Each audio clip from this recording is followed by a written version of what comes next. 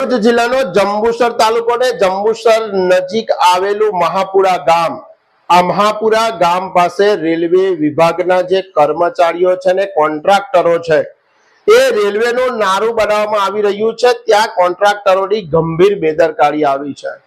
સતત વરસતા વરસાદના કારણે આ કોન્ટ્રાક્ટરો દ્વારા નારું બનાવવા માટે જે ડાયવર્ઝન આપવામાં આવ્યું છે, એ ડાયવર્ઝનની માટી રોડ પર ખડકી દેવામાં આવતા માટી ધોવાઈ અને રોડ પર આવે છે અને ચીકણી માટી હોવાના કારણે અને એક બાજુ પાળા બનાવી દીધા હોવાના કારણે આ વાહન ચાલકોને ભારે મુશ્કેલીનો સામનો કરવો પડી રહ્યો છે।